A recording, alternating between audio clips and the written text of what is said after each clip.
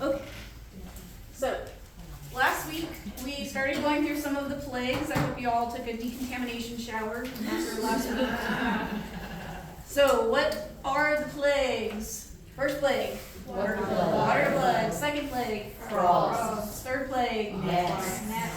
Okay, fourth plague, Flies. Okay. All right, so this week we're going to go through some more plagues, and we're going to talk about some more gods. And I'm going to go ahead and pass this picture on because there's a lot for you to look at here. We're going to go over all of them.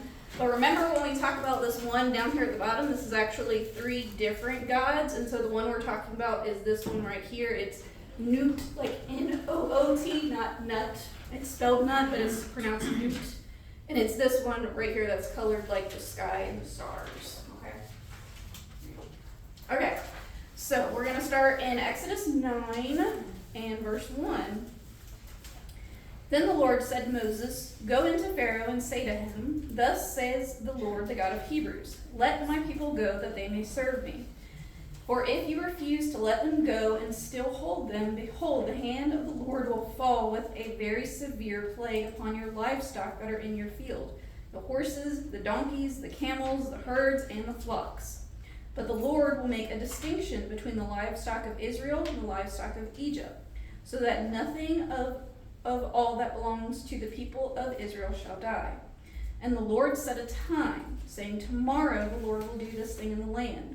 And the next day the Lord did this thing. All the livestock of the Egyptians died, but not one of the livestock of the people of Israel died. And Pharaoh sent, and behold, not one of the livestock of Israel was dead. But the heart of Pharaoh was hardened, and he did not let the people go." All right, so God sends Moses back to Pharaoh to give him a warning. Remember, we're going to start this second cycle of plagues, so it comes with a warning. Let my people go. And he tells them, if you refuse, this is what's going to happen next. The next target is going to be livestock. Okay, so every horse, donkey, camel, ox, sheep, all of the livestock of the Egyptians will die. And once again, God draws a line between the livestock that belongs to Egypt and the livestock that belongs to Israel. Okay, so the target here is our first goddess all the way at the top there. Her name is Hathor, and she's one of the most important goddesses in Egypt. She was the goddess of fertility, women, love, and she was frequently depicted as a cow or a woman with the head of a cow. Okay. And cows in their culture were very sacred animals. Okay, they represented fertility and divinity. Okay, God is about to kill all of them at one time. They're going to have a mass slaughter here of all of the animals. Okay, so this was a direct attack also against Egyptian sacrificial system, because if your cow or your sheep died in the field, guess what? You could not then take it to be sacrificed. So you do now not get to complete the sacrificial system because you don't have an animal to bring, okay? So God is dismantling their sacrifice system along with their gods here. And he gives an interesting time, tomorrow, giving Pharaoh another day to reconsider. I'm going to bring this plague tomorrow. And it's very interesting that Pastor brought up Hebrews 3 and 4 today, because what is the other word we hear a lot in that passage beside that the heart is hardened in disbelief and unbelief? We hear today, today, today. You have the decision today. This is a direct call back to this very part of Scripture where God is giving them tomorrow to make the decision. We hear tomorrow the plague is coming. Tomorrow God is going to stop the plague. He's actually giving that grace and mercy again to guarantee them tomorrow. And then when we get to Hebrews 4, it's you don't have tomorrow. There's no guarantee of tomorrow. Make that decision today. So we see those symbols play off of this exact story. Okay? So Pharaoh goes and checks out everything, or he sends people to go check it out, and the herds that belong to the Hebrews are all intact. Not a single one of them has passed away. They're all healthy and they're all alive. So he sees this distinction between his people and God's people. Okay? So let's find out what happens next. Verse 8. And the Lord said to Moses and Aaron, "Take handfuls of soot from the kiln and let Moses throw them in the air in the sight of Pharaoh. It shall become fine dust all over the land of Egypt, and become boils breaking out in sores on man and beast throughout all the land of Egypt." So they took soot from the kiln and stood before Pharaoh. And Moses threw it in the air, and it became boils breaking out in sores on man and beast. And the magicians could not stand before Moses because of the boils. For the boils came upon the magicians and upon all the Egyptians. But the Lord hardened the heart of Pharaoh, and he did not listen to them, as the Lord had spoken to Moses. So, let's review our plagues. First plague, water to blood. Second plague, Frogs. third plague, Cats. fourth plague, Flies. fifth plague, Death of livestock. death of the livestock. So this is the sixth plague, which is boils. It Okay, says beasts though. I thought all the livestock were dead. just all animals in general. So like Okay. versus man versus animals. Okay. So every other animal that's still alive. Yeah. So that would include frogs. All the frogs get boils. Gnats. Gnats. All the reptiles. All of the animals that are left over. And Pharaoh's getting boils also. Yes. And he's Yes. still just True. not. Oh yeah, it's now going to attack him personally. He can't turn away from boils. Yeah, Were the Hebrews also getting boils or just the Egyptians? just the Egyptians. Yeah. Okay, so the sixth plague comes without any warning. So Okay? all the plagues only affect The Egyptians. The Egyptians. and We not have the some Israelites. distinction. So the first couple of ones They were were everybody, everybody. and then God started Yeah. marking this distinction. It's only happening to At what, Egyptians. like 4? No, Yeah. at 5. 5. Yeah. At 5, At he 5. started doing the distinction. Yeah.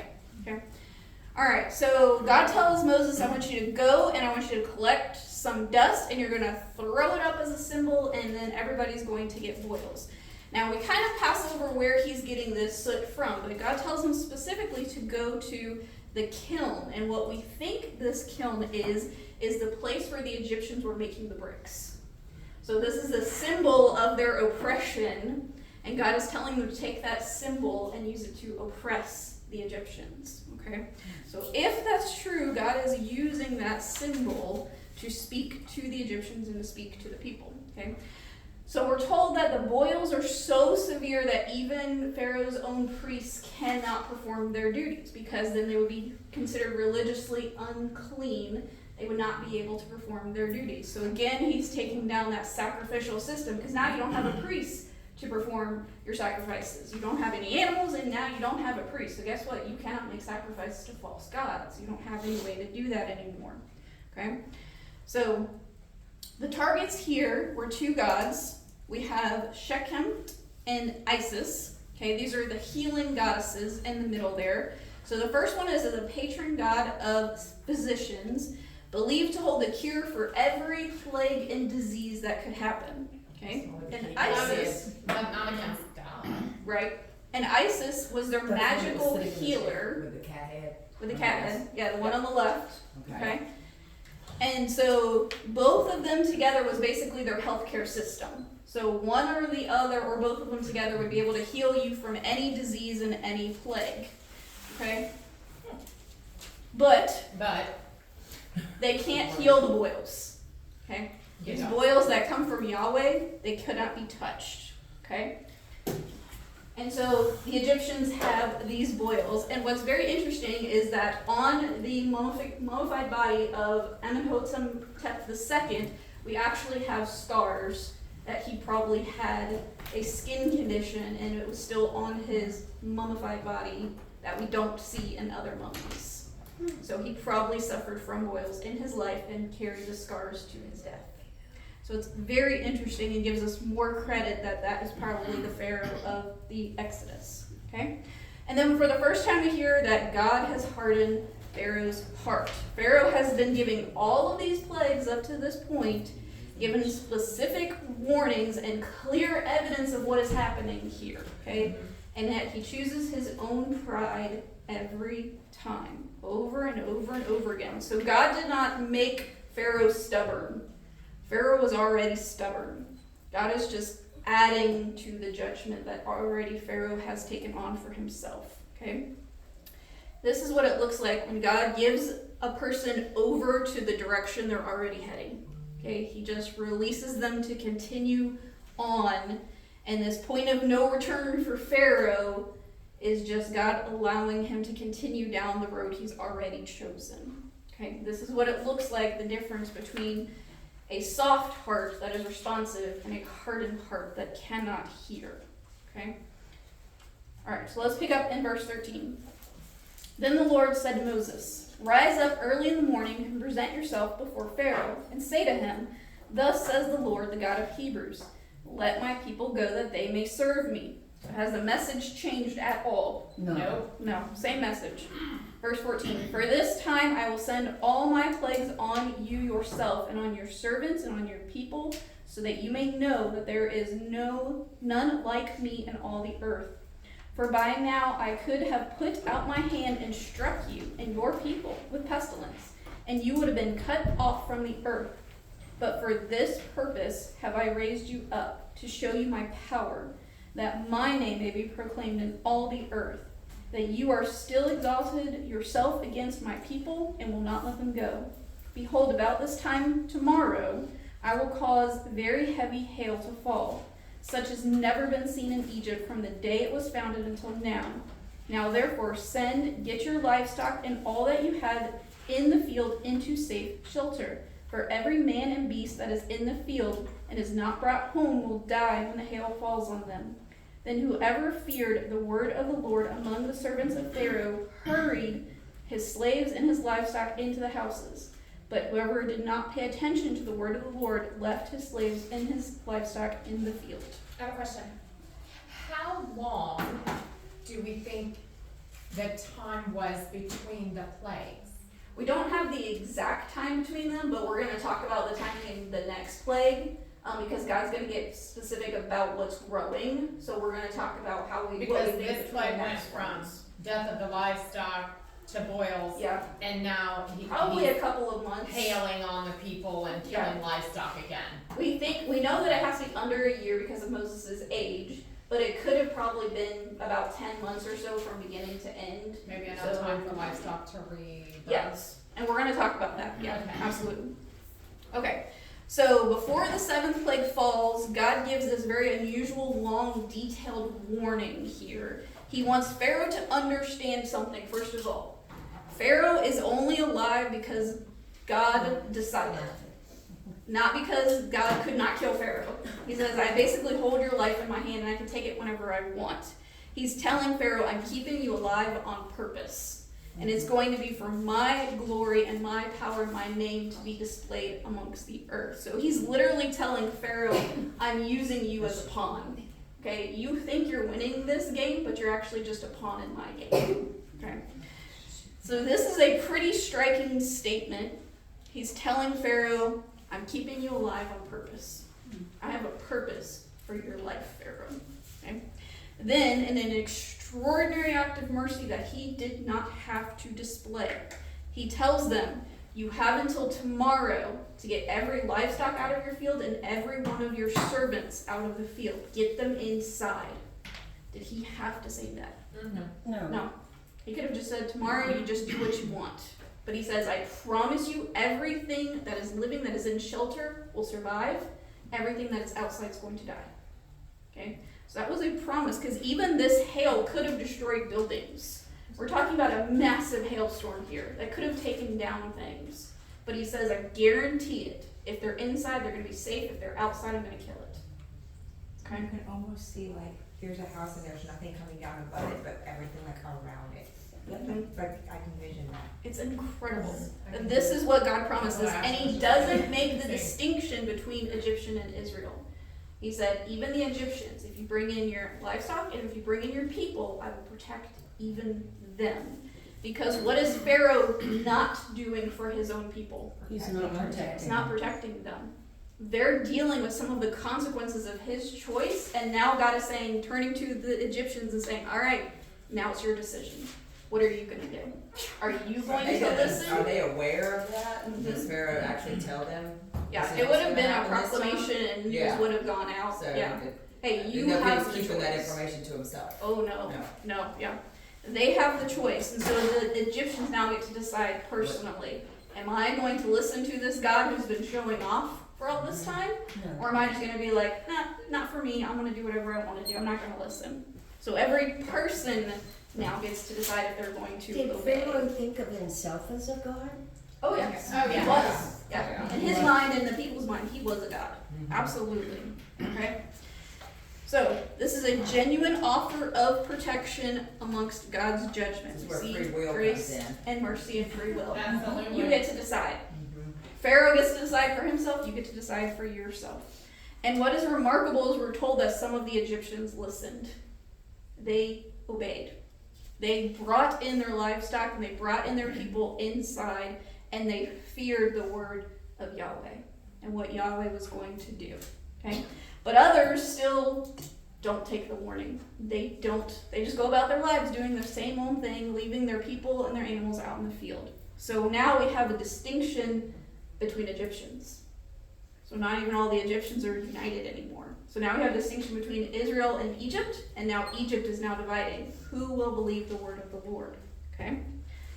So you may have noticed that we have some livestock here, okay, which is what we're talking about. So the livestock that were threatened in Plague 5, we could have animals that were kept inside beforehand. Sometimes they would bring animals inside for various reasons, whether they were sick, whether they were giving birth, different things like that. So there could have been some animals that were kept safe beforehand. We also have enough time here, probably a couple of months, to replenish it, buying from foreign people. They also could have bought or just taken the livestock of the Israelites. Okay, they had every right to do that.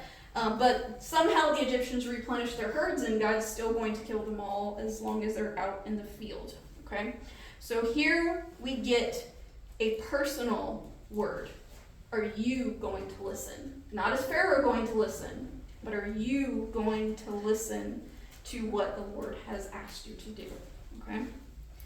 Alright, so let's review. First plague. Frogs. Or second. Frogs. Third. Gnats. Fourth. Flies. 5. Dead livestock. That was livestock. Boils. Hail. Hail.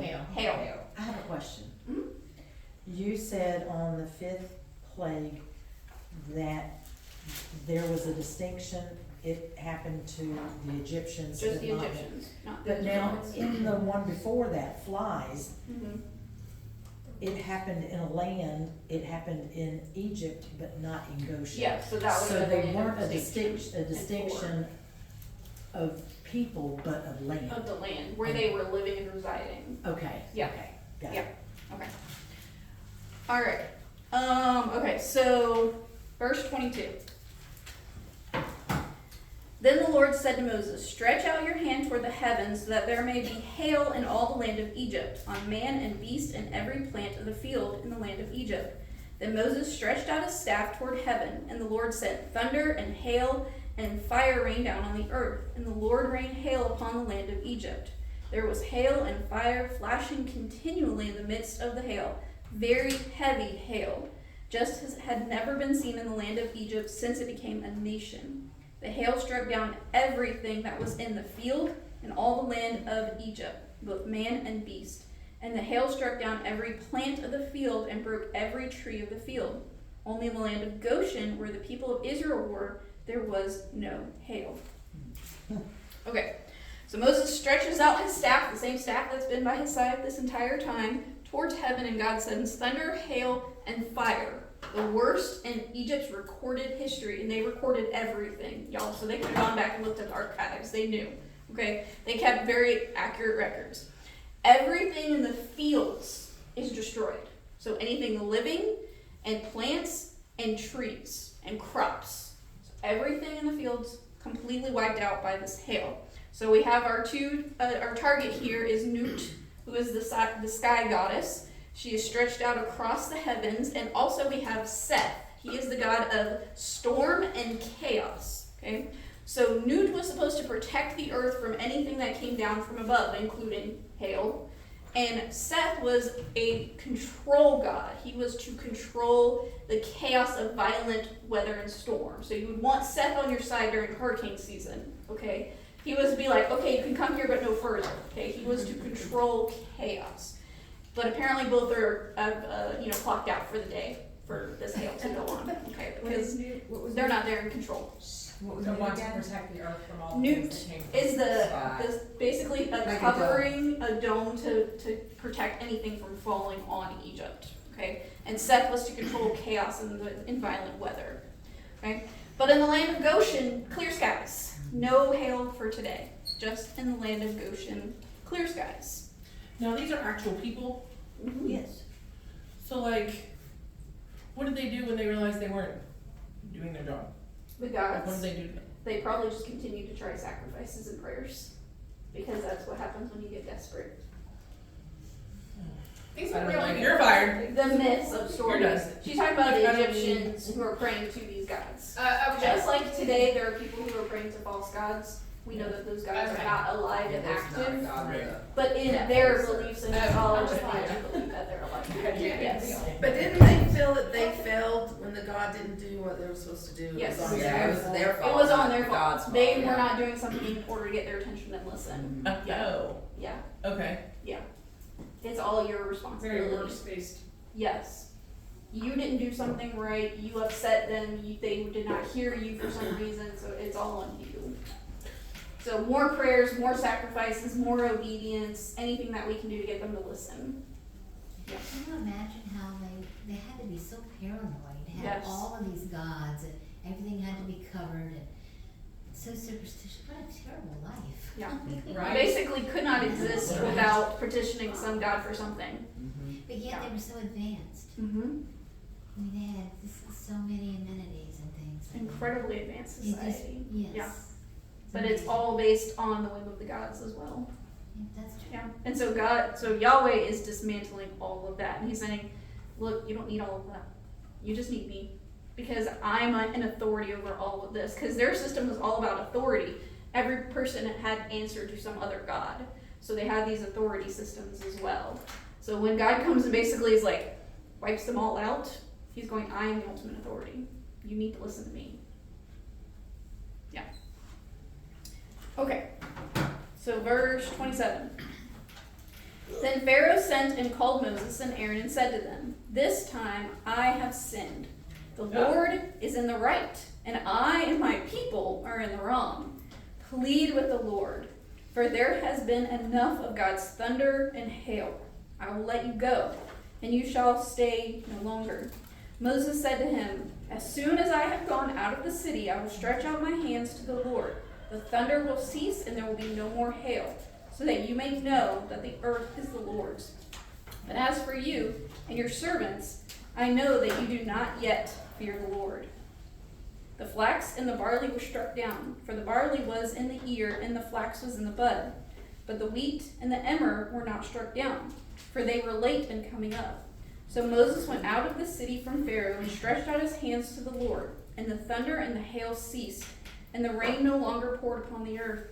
But when Pharaoh saw that the rain and the hail and the thunder had And ceased, here he goes again. he sinned yet again, and hardened his heart, he and his servants. So the heart of Pharaoh was hardened, and he did not let the people of Israel go, just as the Lord had spoken through Moses. Indeed. Well, Yeah. another Still lie. not learning. Still not learning. Another lie. Another lie.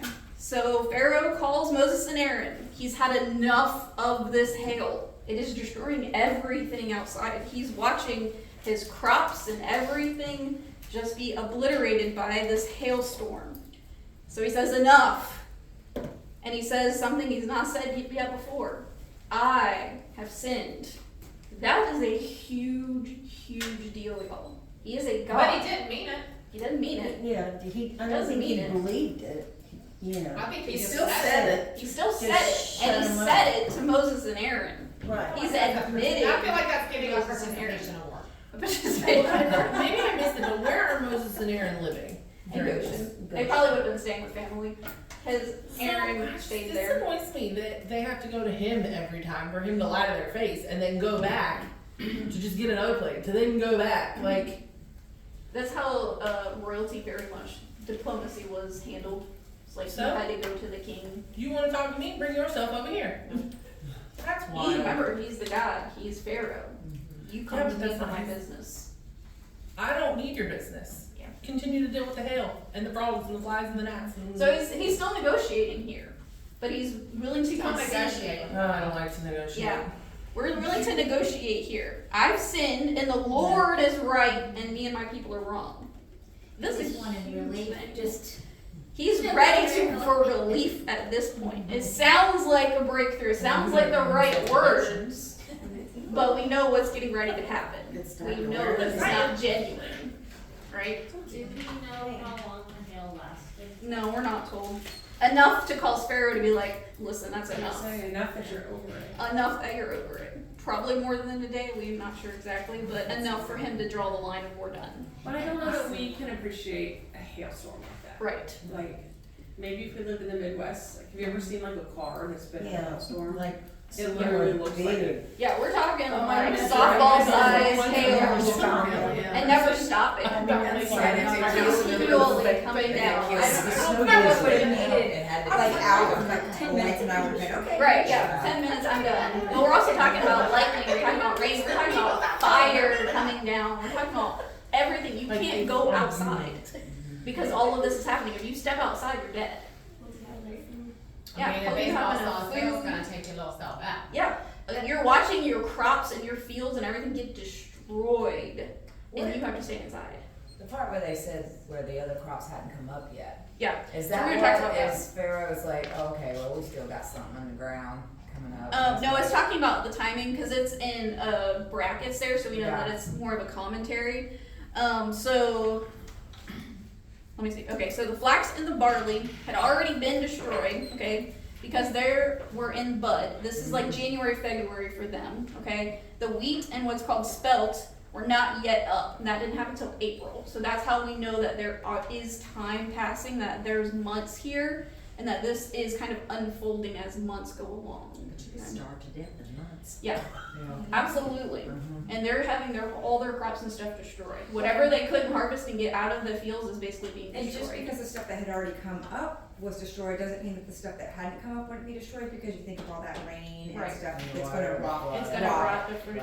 It's gonna make it very difficult to have And crops. who was telling the Egyptians to get your crops and bring them in? Was Pharaoh or? Whatever the news system about, however, probably word of mouth and different things like that. Pharaoh was announcements. certainly not taking his little godlike self Yeah, around. Pharaoh is not getting off his throne and going down. Okay. Yeah, you have He's got people little for people that. for that. You have servants for that. Okay. Yeah, I'm absolutely. also sure that someone in, well, I'm not sure, but I would say that those that were in that meeting that occurred, we probably whispering to someone Oh, yeah. else, like, oh my, and then that got passed Yeah, around. you remember telephone tell a woman? Yeah.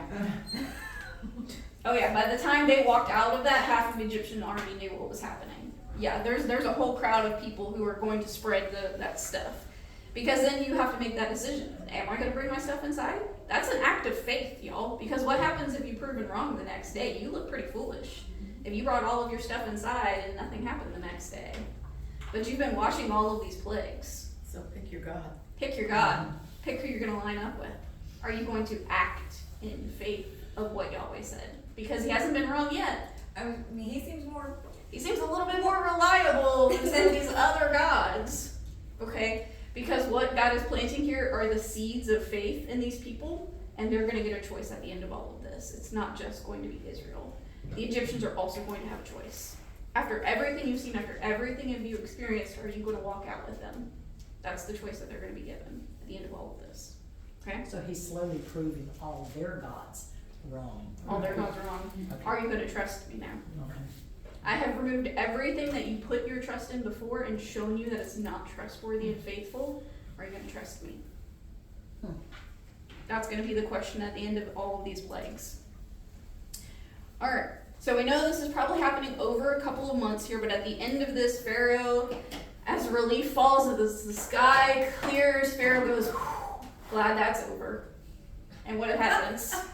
just kidding, Just kidding. Y'all can't go anywhere. I'm not gonna allow you to leave now. Thank you for clearing the skies, but we're good. We're all What good made now. him think it wouldn't come back after he, Hmm. just gonna come back worse? It's just gonna come back worse. So there's no follow through here with Pharaoh.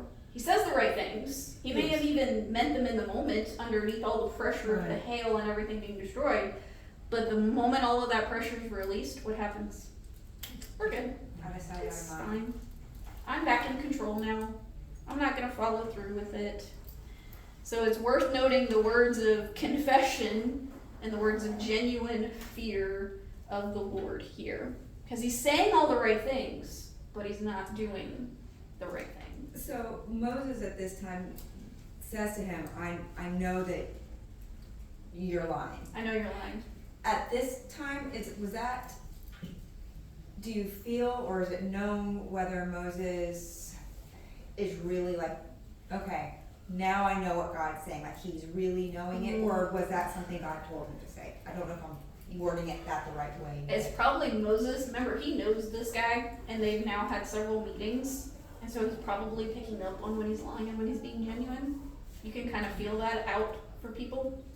You're like, you're saying all the right things, but you're not really acting like you believe it. He might have believed it here, but not in his heart. Right. Enough to act it out. Right, It's like, okay, we dodged that bullet. Let's just go back to the way things were. right, How many times do we do that? yes. Under pressure, we're like, God, we'll do whatever you ask.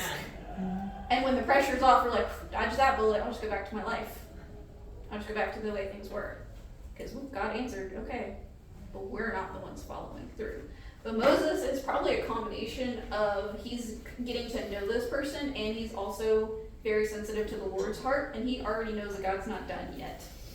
And he goes, and that's why he adds the yet. He goes, I know you don't believe yet. Yes. You're seeing all of this stuff, and yet you still don't believe. You are going to believe at the end of this. Pharaoh's not a fast Yes, learner. tell you, that's hot. Is there any indication that now the Egyptians were coming That's hot, don't touch it. to faith? Oh yeah, because they're acting in faith. How do you know that God is going to bring hail? Well, he's brought everything else he's ever said. And now we are getting a choice. Because before that, they didn't have a choice. So their hearts were turning. Their hearts are toward turning to the Lord. For you. At least some of them are And enough Pharaoh to was- act in faith. And that's what God is going to bless, their actions of faith. Because if you did what I said you were going to do, I said, if you bring them inside, I'll protect them. And you can take that promise to the bank. So what did they do? They brought all their stuff inside. It's like, God says it, it's going to happen. But some of them didn't. You see, some of them just left all of their people and their livestock out. So if your master told you you needed to go back out there, Oh no. yeah, you're now responsible for other people, the choices that you've taken away from them as well. Okay. So we are now up to our 9 plagues. What are our 9 plagues? Water, Water, blood, frogs, frogs, Gnats, flies, Death of life. Death of livestock, Boils. and hail. hail. We haven't done that. That's it. We didn't do 9 of 10. Okay, sorry. Yes. I've lost my count. Yes, so hail. Okay, so after all this time, we're talking months here. Okay? The Egyptians are finally starting to realize. They're starting to learn. Pharaoh's still not learned anything yet, except that this is at least a God who can battle with him. And he's going to learn very quickly over these next several ones that he is not even in this fight. He is just a pawn in all of this. Okay? So, Pharaoh was very good at making confessions until the discomfort stopped, and then turning around. Okay? So he looked at 7 plagues. He looked at the clear distinction between Egypt and Goshen. Remember, he even sent people to go check out the land of Goshen and have reports back. He looked at the testimony of his own priest, who said, this is the finger of God, and you need to stop. Okay? He looked at the death of the livestock, the boils, the hail, and he still decided not to do anything. Still decided to harden his heart, to turn his back on his people, to turn his back on Yahweh. So his problem was not lack of information or even experience. Everything was telling him Yahweh's going to win this battle, and yet he's still fighting against him. He's hardening his heart, regardless of evidence, because he still thinks he's in control here. He's still fighting for control. Okay? So this is this week's challenge. Ask God, where are the areas in your life that you've been saying the right thing, but not doing the right thing? Or maybe the places where you've been feeling pressure and you've been making promises, but aren't following through when that pressure is released off of you. Okay?